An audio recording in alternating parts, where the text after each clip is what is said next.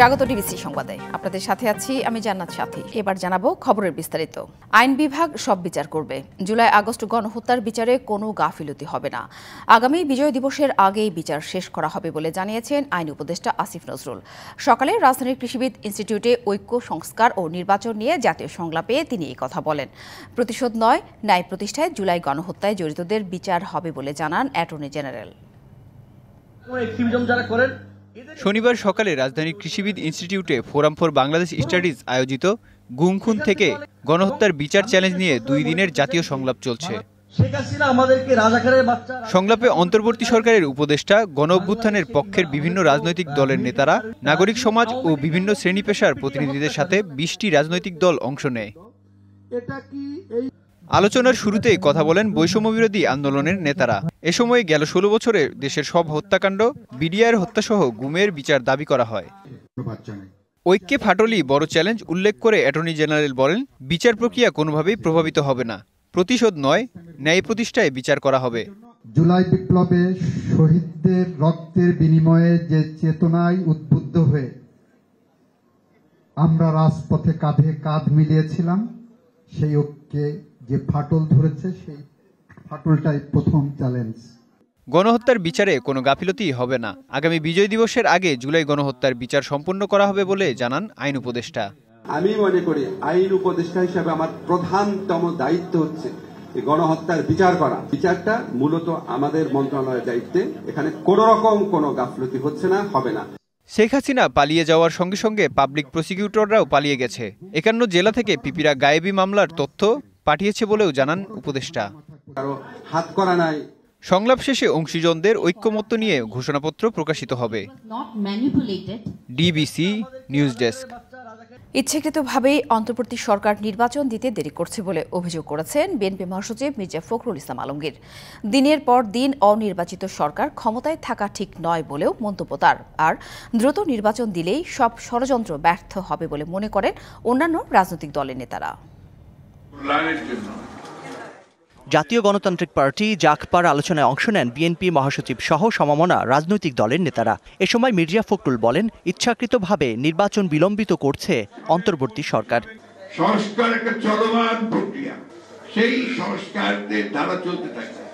সেই জন্য তো নির্বাচন বন্ধ হয়ে থাকতে পারে না। কেন জানি না মানুষের একটা ধারণা তৈরি হচ্ছে যে এই সরকার ইচ্ছাকৃতভাবে নির্বাচন প্রক্রিয়াকে বিলম্বিত করছে। এটা সঠিক নয়, but at the same time এটা মানুষের মধ্যে আশঙ্কা সৃষ্টি হচ্ছে। সভায় নেতারা দ্রুত নির্বাচন আদায়ে রাজনৈতিক দলগুলোকে এখনই ঐক্যবদ্ধ হওয়ার আহ্বান জানান। এই ষড়যন্ত্রকারীরা আরো এমনি ধরনের ঘটনা সংগঠিত করার পায়তারা করছে।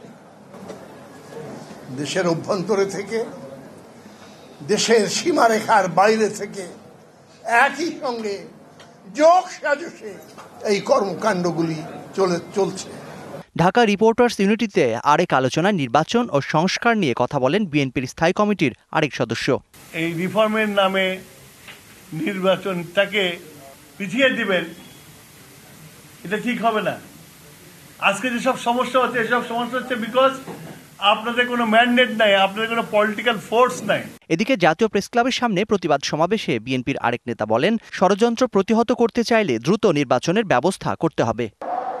স্বৈরাচারের দোসরেরা এখনো কেন সচিবালয়, কেন এখনো আগুন, কেন এখনো অত্যাচার অবিচারের ষড়যন্ত্র আবার শুরু করেছেন তারা?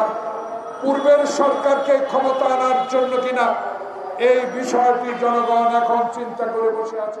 জাকারি আহমেদ, ডিবিসি নিউজ, ঢাকা। সচিবালয়ে আগুন গভীর ষড়যন্ত্রের অংশ বলে মন্তব্য করেছেন বিএনপির সিনিয়র যুগ্ম মহাসচিব রুহুল কবির রিজভী। পতিত সরকারের দুর্নীতির নথি নষ্ট করতেই আগুন দেওয়ার অভিযোগ তার। নয়নের অসহায় পরিবারের পাশে বিএনপি সার্বিকভাবে সহযোগিতা করে পাশে থাকবে বলে আশ্বস্ত করেন তিনি। অবশ্যই এটা গভীর ষড়যন্ত্র, নিঃসন্দেহে এটা চক্রান্তের অংশ। এটাকে তো আমরা বিচ্ছিন্ন বলে মনে করছি না। অনেক গুরুত্বপূর্ণ নথি পুড়ে গেছে তার মধ্যে। গণতন্ত্রকে ফিরিয়ে আনার যে সংগ্রাম বা যুদ্ধ যেটাই বলি না কেন, তার অন্যতম শহীদ হচ্ছেন সোহানুর রহমান নানু। কড়াকড়ি আরোপের পর নিরাপত্তার স্বার্থে সচিবালয়ে প্রবেশাধিকার নিয়ন্ত্রণ করছে আইন শৃঙ্খলা বাহিনী। আর অ্যাক্রিডিটেশন কার্ডের জন্য শিগগিরই নতুন আবেদন চাইবে অন্তর্বর্তী সরকার। আগুনের উৎস ও কারণ বের করার পাশাপাশি খতিয়ে দেখবেন দুর্ঘটনায় কারো দায় আছে কি না। গেল বুধবার গভীর রাতে রহস্যজনকভাবে আগুন লাগে সচিবালয়ে। পুড়ে যায় কয়েকটি মন্ত্রণালয়ের গুরুত্বপূর্ণ নথি। ছুটে যান উপদেষ্টা পরিষদের সদস্যসহ দায়িত্বশীল ব্যক্তিরা। এ ঘটনায় শুক্রবার রাতে সচিবালয়ের নিরাপত্তা বৃদ্ধির স্বার্থে অস্থায়ী প্রবেশ কার্ড এবং সাংবাদিকদের অ্যাক্রিডিটেশন বাতিল করে স্বরাষ্ট্র মন্ত্রণালয়। পরে এক খুদে বার্তায় প্রধান উপদেষ্টার প্রেস উইং জানায়, চলমান প্রেস অ্যাক্রিডিটেশন পর্যালোচনা এবং নতুন কার্ড ইস্যু করতে দ্রুত নতুন আবেদন চাওয়া হবে। স্বরাষ্ট্র মন্ত্রণালয়ের বার্তায় দুঃখ প্রকাশ করা হয়। বলা হয়, যে কোনো প্রেস ইভেন্টের জন্য অস্থায়ী দৈনিক অ্যাক্সেস কার্ড নিজ নিজ মন্ত্রণালয় থেকে জারি করা হবে। এদিকে নিরাপত্তার স্বার্থে সচিবালয়ে প্রবেশ অধিকার নিয়ন্ত্রণ করছে আইনশৃঙ্খলা বাহিনী। অনেকেই প্রবেশ করতে চাইলেও ভেতরে ঢুকতে দেয়া হচ্ছে না। আগুনের কারণ অনুসন্ধানে কাজ করছে তদন্ত কমিটির সদস্যরা। Farhana Juthi, DBC news, Dhaka. অপরাধ কমাতে পুলিশের কাছে কোনো ম্যাজিক নেই বলে মন্তব্য করেছেন পুলিশ মহাপরিদর্শক বাহারুল আলম। তবে নিয়ন্ত্রণে রাখতে সচেষ্ট পুলিশ। সকালে রাজধানীতে এক অনুষ্ঠানে এইসব কথা বলেন তিনি। অনুষ্ঠানে ডিএমপি কমিশনার শেখ সাজ্জাদ আলী বলেন, ৭২ ঘণ্টা আগে সঠিক সিদ্ধান্ত নিলে জুলাই আগস্ট বিপ্লবের সময় অনেক প্রাণ রক্ষা যেত। সকালে রাজারবাগ পুলিশ লাইন্স অডিটোরিয়ামে বাংলাদেশ অবসরপ্রাপ্ত পুলিশ অফিসার্স কল্যাণ সমিতির ২০২৪-এর বার্ষিক সভা অনুষ্ঠিত হয়। অনুষ্ঠানে প্রধান অতিথি পুলিশ মহাপরিদর্শক বাহারুল আলম, সঙ্গে ছিলেন ডিএমপি কমিশনার শেখ মোহাম্মদ সাজ্জাদ আলী। সেখানে ঘুরে ফিরে আসে জুলাই আগস্ট ছাত্র জনতার অভ্যুত্থানে পুলিশের ভূমিকা নিয়ে। বাহিনীটির ভূমিকা প্রশ্নবিদ্ধ ছিল উল্লেখ করে ডিএমপি কমিশনার বলেন, সঠিক সিদ্ধান্ত নিলে অনেক প্রাণ রক্ষা পেত। ৭২ ঘন্টা আগেও যদি ওনারা সঠিক সিদ্ধান্ত নিতেন তাহলে অনেকের জীবন রক্ষা পেত এবং আমাদের পুলিশ সদস্যদেরও অনেকের জীবন রক্ষা পেত, কিন্তু সেইরূপ সিদ্ধান্ত নেওয়া হয়নি। সম্প্রতি আইনশৃঙ্খলা পরিস্থিতির অবনতি হয়েছে।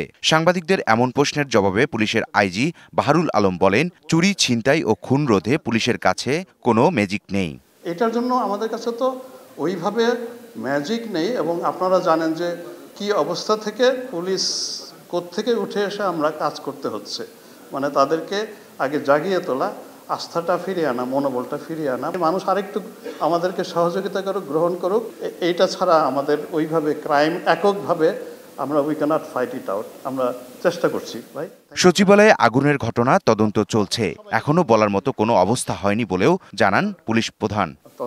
তদন্ত চলছে। আমি এই ব্যাপারে কোনো কিছু বলার জন্য ক্ষমতাপ্রাপ্ত নই, আমি দুঃখিত।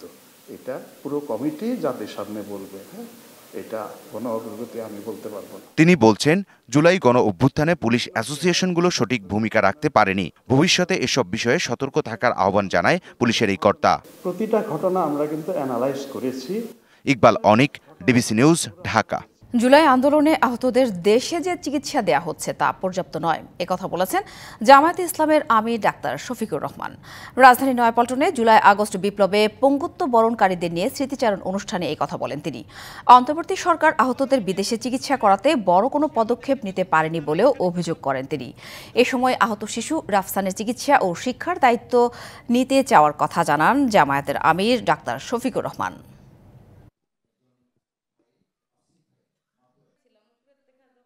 সশরীরে ছবি তোলা, আঙুলের ছাপ, চোখের মনির প্রতিচ্ছবি সহ ৭টি ধাপ পার হওয়ার পরই একজন ভোটার জাতীয় পরিচয়পত্র হাতে পান। তবে সম্প্রতি বিদেশে বসেই জালিয়াতির মাধ্যমে এনআইডি তৈরি করেছেন কয়েকজন প্রবাসী। তুলতে হয়নি ছবি, দিতে হয়নি আঙুলের ছাপ, কেবল অনলাইনে আবেদন করেই হয়েছেন ভোটার। কর্তৃপক্ষ বলছে, এ বিষয়ে তদন্ত চলছে, জড়িতদের বিরুদ্ধে নেওয়া হবে আইনি ব্যবস্থা। বিদেশে বসে জামালপুরের বকশীগঞ্জ উপজেলার ভোটার হয়েছেন হাসান আহমদ। প্রথম আবেদন করেন চলতি বছরের মে মাসের ৪ তারিখে, পরে দ্বিতীয় আবেদন করেন ২৯ জুন। প্রথমবার না পেলেও দ্বিতীয়বার এনআইডি পান হাসান। হাসানের আবেদন ঘেঁটে দেখা যায় 2 বার ব্যবহার করা হয়েছে একই ছবি, যদিও স্বাক্ষর 2 রকমের। হাসানের মতো অন্তত 42 জন বিদেশে বসেই জালিয়াতির মাধ্যমে হয়েছেন বকশীগঞ্জের ভোটার। তাদের মধ্যে অনেকেরই স্থায়ী ঠিকানা আবার ভিন্ন জেলায়। এছাড়া 21 জন আবেদন করেছেন 9টি ফোন নাম্বার ব্যবহার করে, যদিও সেগুলো ব্যবহারকারী তারা কেউ নন। এ নিয়ে জানতে চাইলে বকশীগঞ্জের সহকারী উপজেলা নির্বাচন কর্মকর্তা জানান, জালিয়াতির ঘটনা ঘটলেও তিনি এ বিষয়ে জানতেন না। আমি যখন দায়িত্বে ছিলাম তখন তাদের এগুলো কার্যক্রম হয়েছে, কিন্তু আমি তাদের কোনো হিয়ারিং নেইনি। এবং তাদের বিষয়ে আমার যে নতুন ভোটার রেজিস্টারে কোনো ধরনের তথ্য নেই, আর এই বিষয় সম্পর্কে আমি অবগত নই। বিষয়টি তদন্তাধীন আছে না।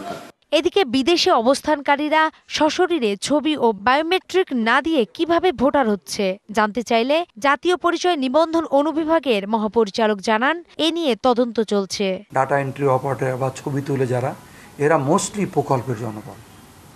তো আমরা এখন বুঝতে পাচ্ছি যে তাদের মধ্যে কেউ কেউ এই সর্বনাশটা করছে এবং কিছু কিছু ক্ষেত্রে করেছে। তো যেহেতু এইটা অলরেডি আমাদের নলেজে এসেছে, যে বা যারা এর সাথে জড়িত ছিল বলে তদন্ত কমিটির কাছে প্রাথমিকভাবে প্রতীয়মান হয়েছিল, তাদের ব্যাংক অ্যাকাউন্ট জব্দ করা হয়েছে। নূপুর মাহমুদ, ডিবিসি নিউজ, ঢাকা। ঢাকা মাওয়া এক্সপ্রেসওয়ের ধলেশ্বরী টোল প্লাজায় সড়ক দুর্ঘটনায় বাস চালক নূর উদ্দিন সহ 2 জনকে নারায়ণগঞ্জের সিদ্ধিরগঞ্জ থেকে গ্রেপ্তার করেছে র্যাব। এর আগে শুক্রবার সকালে ধলেশ্বরী টোল প্লাজায় অপেক্ষমান মোটরসাইকেল, প্রাইভেট কার ও একটি মাইক্রোবাসকে বেপরোয়া গতিতে ধাক্কা দেয় একটি বাস। এতে 6 জন নিহত হয়। এছাড়া আহত হয় অন্তত আরও 15 জন। পরে টোল প্লাজার কর্মী ও টহল সেনা সদস্যদের সহায়তায় হতাহতদের উদ্ধার করে বিভিন্ন হাসপাতালে পাঠানো হয়।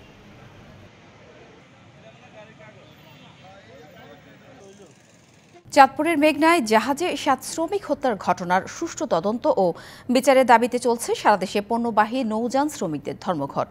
এতে অচলাবস্থা দেখা দিয়েছে বন্দরগুলোতে, ব্যাহত হচ্ছে পণ্য খালাস কার্যক্রম, আটকা পড়েছে তেল সারসহ হাজার হাজার টন পণ্য। চট্টগ্রাম বন্দরের বহিনোঙ্গর ও 16টি ঘাটের লাইটারেজ জাহাজ ও নৌযানের সকল কার্যক্রম বন্ধ রয়েছে। বন্দরের বহিনোঙ্গরে বড় জাহাজ থেকে 35টি জাহাজে বোঝাই করা 1.5 লাখ টন পণ্য আটকে আছে।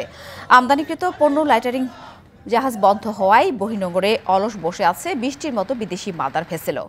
এসব জাহাজে অন্তত 5 লাখ টন পণ্য খালাসের অপেক্ষায় রয়েছে। পাশাপাশি পায়রা ও মোংলা সমুদ্র বন্দরেও সব ধরনের পণ্য খালাস বন্ধ রয়েছে। দাবি আদায় না হওয়া পর্যন্ত কর্মসূচি চালিয়ে যাওয়ার কথা জানিয়েছে নৌ শ্রমিকেরা। অচলাবস্থার সমাধান না হলে বন্দরে জাহাজ ও কন্টেইনার জটের আশঙ্কা করছেন সংশ্লিষ্টরা। পাশাপাশি নিত্যপণ্যের দামে প্রভাব পড়ার শঙ্কা আছে। প্রকৃত খুনিদের ধরে দৃষ্টান্তমূলক শাস্তি দিতে হবে। প্রত্যেকটি শ্রমিককে 20 লক্ষ টাকা করে প্রদান করতে হবে। যতক্ষণ পর্যন্ত আমাদের দাবি না মানা হবে ততক্ষণ পর্যন্ত কর্মবিরতি চলবে। নৌযান ধর্মঘটের কারণে চট্টগ্রাম বন্দরের বহির্নোঙ্গরে যে লাইটারিং হওয়ার কথা সেটা মূলত হচ্ছে না। সেই প্রেক্ষিতে আমাদের আজকে পর্যন্ত প্রায় 25টা জাহাজে কাজ হচ্ছে না। প্রত্যেকটা জাহাজের ফিক্সড অপারেটিং কস্ট বাবদ যে প্রায় $10,000 থেকে $15,000 গচ্চা যাচ্ছে। উত্তরের হিমেল হাওয়ায় জেকে বসেছে শীত। চুয়াডাঙ্গায় শীতজনিত রোগের প্রকোপ বেড়েছে। সদর হাসপাতালের বহির্বিভাগে রোগীর চাপ বেশি। অধিকাংশই ঠান্ডা আর সর্দি জ্বরে আক্রান্ত হয়ে হাসপাতালে চিকিৎসা নিতে এসেছে। উত্তরের কনকনে হিমেল হাওয়ায় চুয়াডাঙ্গায় স্বাভাবিক জীবনযাত্রা স্থবির হয়ে পড়েছে। আবহাওয়ার এই বৈরী অবস্থার মধ্যে প্রয়োজনীয় কাজের জন্য ঘরের বাইরে আসতে হচ্ছে বিভিন্ন পেশার মানুষকে।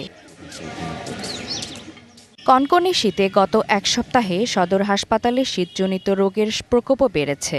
বহির্বিভাগে রোগীর চাপ বেশি। বেশিরভাগই ঠান্ডা, সর্দি, জ্বরে আক্রান্ত হয়ে হাসপাতালে আসছে। চুয়াডাঙ্গা সদর হাসপাতালে চিকিৎসা নিয়েছেন 2000-এর বেশি রোগী। বেড না পেয়ে থাকতে হচ্ছে হাসপাতালের মেঝেতেও। শিশু ওয়ার্ডে 20 শয্যার বিপরীতে ভর্তি রয়েছে শতাধিক। স্যালাইন, ইনজেকশন, বাথরুম হয়ে যাচ্ছে, তো এই অবস্থায় আমরা এখন আছি এখানে। সকালবেলা দেখানোর পর কইলা যে ভর্তি করতে, বাচ্চা দুর্বল, খালি বমি করছিল। 4 দিন আগে ভর্তি হয়েছে, ডাক্তার দেখছে, এখন ভালো আছে, ঠান্ডা কাশি বাচ্চার। হাসপাতালটির আন্তঃবিভাগে চিকিৎসা নিয়েছেন 2 শতাধিক শিশু। বহির্বিভাগে প্রতিদিন চিকিৎসা নিচ্ছেন 200 থেকে 250 রোগী। শীতজনিত কারণে নিউমোনিয়া, বাচ্চাদের ডায়রিয়া এবং বয়স্ক মানুষের শ্বাসকষ্ট, এখন বর্তমানে প্রকোপ অনেক গুণ বেড়ে গেছে। প্রত্যেক দিন আমাদের 300-র উপরে অধিক রোগী ভর্তি থাকছে। যে ডাক্তার আছেন, যারা স্টাফ আছেন, তারা আমরা সর্বোচ্চ চেষ্টা করতেছি আমরা চিকিৎসা সেবা দেওয়া। স্বল্প জনবলে রোগীর চাপ সামাল দিতে হিমশিম খেতে হচ্ছে চিকিৎসক ও নার্সদের।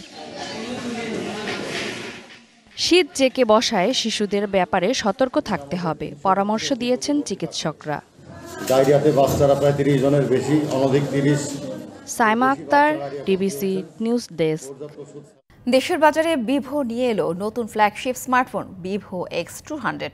এতে রয়েছে উন্নত ক্যামেরা, দীর্ঘস্থায়ী ব্যাটারি এবং অত্যাধুনিক ডিজাইনের সমন্বয়।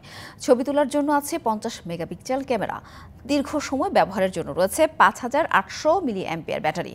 স্মার্টফোনটিতে মিডিয়াটেক ডায়মেনসিটি 9400 প্রসেসর ব্যবহার করা হয়েছে। ভিভো X200 পাওয়া যাবে ন্যাচারাল গ্রিন এবং কসমস ব্ল্যাক রঙে। ডিভাইসটির দাম ধরা হয়েছে 1,39,999 টাকা। এছাড়া স্মার্টফোনটি কিনলে পাওয়া যাবে আকর্ষণীয় গিফট ও অফার।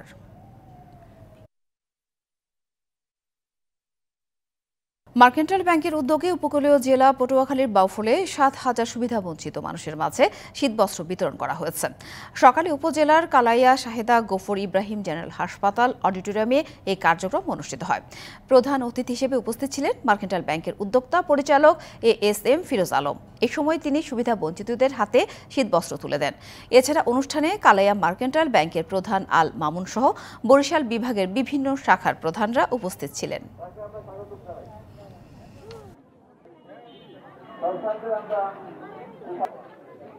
ঐক্য সংস্কার নির্বাচন নিয়ে দুদিনের জাতীয় সংলাপ চলছে রাজধানীর খামারবাড়ির কৃষিবিদ ইনস্টিটিউশনে। সেখানে কথা বলছেন নৌ পরিবহন উপদেষ্টা এম সাখাওয়াত হোসেন। সরাসরি চলে যাচ্ছে সেখানে। I don't believe, because we have seen the political system in this country that needs to be changed. শুধু ইলেকশন আইন পরিবর্তন করলে হবে না, political system, political culture has to be changed. এটুকু আমি বলতে পারি। এটা চেঞ্জ হলে নির্বাচনী আইনও চেঞ্জ হবে। নির্বাচনী আইন চেঞ্জ যদি হয় তাহলে নির্বাচনী যে একটা সোসাইটি দ্যাট উইল গ্রো। আজকে 15 বছর লোকে ভোট দিতে, 16 বছর লোকে ভোট দিতে পারেনি। এন্ড আমি লাস্ট টাইম বলেছিলাম যে এইবারের ইলেকশনে যারা যাবে তাদের আম যাবে, ছালা যাবে। Then I am sorry, that came to lot of people asking me, আপনি কিভাবে বললেন? I said that's intuition. I said that's the last nail in the coffin that Awami League is having that election. আমি আজকে এখানে বসে বলছি না, ইউটিউবে যান আম ছালা, ইউ উইল ফাইন্ড মাই বক্তব্য। আমও যাবে, ছালাও যাবে। Just go into YouTube and find. কাজে আম যাক, ছালা যাক, আমরা চাই না। আমরা চাই একটা স্থিতিশীল this country, and we are going through a big challenge. আর আপনারা যারা আসবেন তারাও কিন্তু they will go through big challenge, very big challenge. It challenge not only internal, the biggest challenge is coming from external sources. আমাদের উনি বলেছেন, তিনি চলে গেছেন। আমি বহুবার বলেছি এখানে আরো ফরেন পলিসির বিজ্ঞ ব্যক্তিরা আছেন, 2 জন আছেন, আমাদের ফরেন অ্যাডভাইজার আছেন। আমি মাথায় কোটি কোটি বলেছি, a new system is coming up in the east, please prepare yourself. আজকে তাই হয়েছে। You have a new neighbor, not new neighbor, but you have a different kind of neighbor. তার সাথে আপনার কি যোগাযোগ হবে? এটা যদি ফার্স্ট যদি আমরা গ্রো করতে না পারি, we will be in trouble from there also. এবং সেটা আমি যেটা বলছি, পরিষ্কার করে বলছি, that is the existence of Arakan Army in Arakan. A new dispensation, a new country বলবো না এখন পর্যন্ত, a new country may come, and how you deal, যেটা আমরা ফেল করেছি to deal, you have to think it over, those who would be going to power in next. অনেক অনেক ধন্যবাদ। Thank you very much. I am sorry, বসে থাকা উচিত ছিল, বাট ধন্যবাদ। মেলবোর্ন টেস্টে অস্ট্রেলিয়ার চেয়ে 116 রানে পিছিয়ে থেকে তৃতীয় দিন শেষ করেছে ভারত। প্রথম ইনিংসে স্বাগতিকদের করা 474 রানের জবাবে তৃতীয় দিন শেষে ভারতের সংগ্রহ 9 উইকেটে 558 রান। 5 উইকেট আর 310 রানে পিছিয়ে থেকে দিনের খেলা শেষ শুরু করে ভারত। ফলনের শঙ্কায় পড়া ভারত প্রথম সেশনে হারায় আরও 2 উইকেট। 221 রানে 7 উইকেট হারাবার পর ভারতের হাল ধরে নীতিশ কুমার আর ওয়াশিংটন সুন্দর। অষ্টম উইকেটে এই দুই ব্যাটার স্কোরবোর্ডে যোগ করেন 127 রান। অর্ধশতক আসে সুন্দরের ব্যাট থেকে। এরপর নাথান লায়ন তাকে প্যাভিলিয়নে ফেরালেও ক্যারিয়ারে প্রথমবারের মতো 3 অঙ্কের ম্যাজিক ফিগার স্পর্শ করেন নীতিশ কুমার। এই লোয়ার ওয়ার্ডারের ব্যাট থেকে আসা মেইডেন সেঞ্চুরিতেই ফলন এড়ায় ভারত। 105 রানে অপরাজিত আছেন এই ব্যাটার।